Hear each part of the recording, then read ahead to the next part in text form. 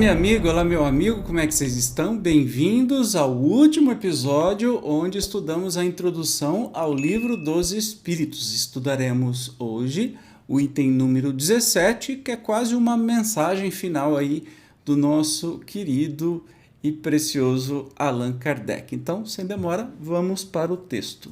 O ceticismo, no tocante à doutrina espírita, quando não resulta de uma oposição sistemática por interesse, origina-se quase sempre do conhecimento incompleto dos fatos, o que não obsta que alguns cortem a questão como se a conhecessem a fundo.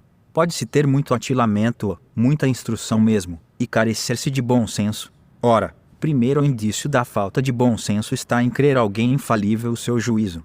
Há também muita gente para quem as manifestações espíritas nada mais são do que objeto de curiosidade. Confiamos em que, lendo este livro, encontraram nesses extraordinários fenômenos alguma coisa mais do que simples passatempo.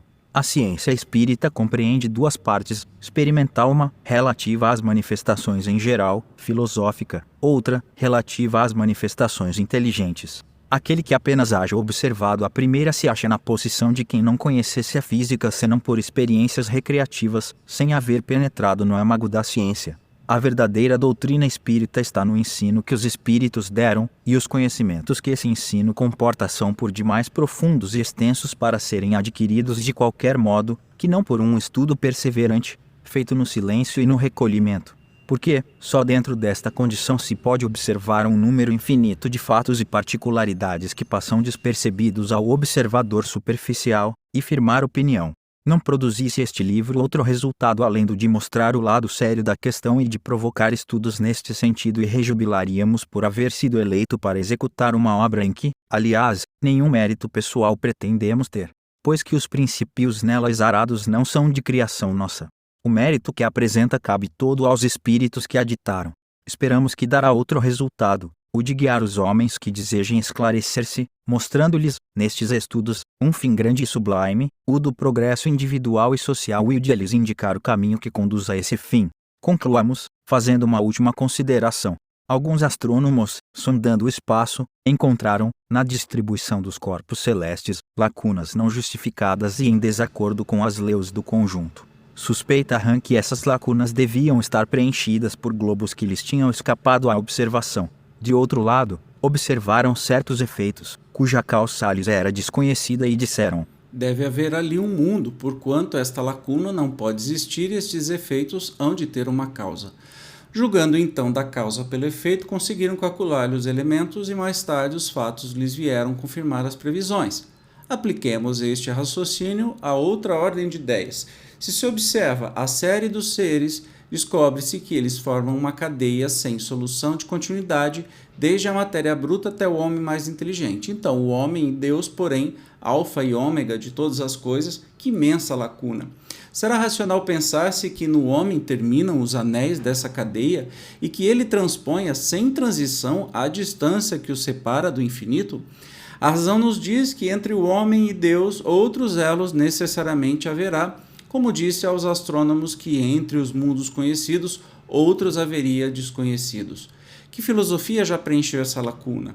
O Espiritismo nos mostra preenchida pelos seres de todas as ordens do mundo invisível, e estes seres não são mais do que os espíritos dos homens, nos diferentes graus que levam à perfeição. Tudo então se liga, tudo se encadeia, desde o alfa até o ômega. Vós que negais a existência dos espíritos, cumulai o vácuo que eles ocupam, e vós que rides deles, ousai rir das obras de Deus e da sua onipotência. Allan Kardec. Falou bonito, hein? Esse menino é uma coisa de louco, né? Então ele vem deixando a mensagem aí, né? Que por suposições, pela lógica, muita coisa se concluiu, inclusive na ciência. E por que não fazer isso para novas ideias que surgiram, por exemplo, com a doutrina espírita, né? Então, saboreiem este livro. No próximo programa nós teremos os prolegômenos, que é uma introdução da introdução, digamos assim, mas a partir do episódio número 1, nós teremos aí a primeira e mais famosa pergunta: o que é Deus? E então, divirtam-se, deliciem-se com tudo que este livro vem trazer especialmente pela parte lógica e filosófica, né? Quando for estudar o Livro dos Espíritos, venha desapropriado de questões, de coisa que você aprendeu desde que nasceu, venha pronto para questionar, né? A melhor coisa para estudar a doutrina espírita é estar livre para questionar. Questione tudo, inclusive o que está escrito no Livro dos Espíritos. Questione, vá pela lógica, se questione, vá procurar isso no Google, vá conversar com seus amigos, vá discutir isso na sua casa espírita, caso você tenha uma, e assim por diante. Isso é que está a beleza e a delícia de apreciar, de curtir cada palavra dessa doutrina riquíssima, né? E aí você vai chegar à conclusão que não tem nada a ver com as religiões, que não tem nada a ver com nada que você conheceu até hoje, e é saborosamente tudo muito novo, muito delicioso de se estudar, de se conhecer. Abra sua mente e mergulhe, questionando sempre, nunca com fé cega, pelo contrário, é fé raciocinada, nunca com fanatismo, e sim com ponderação, e você vai ver que a doutrina espírita é uma coisa deliciosa. Bem-vindo, bem-vinda, espero que vocês gostem bastante do Livro dos Espíritos, tá bom? No próximo episódio nós teremos os prolegômenos, e aí depois sim iniciaremos os estudos. Eu te espero como sempre, até o próximo programa. Tchau!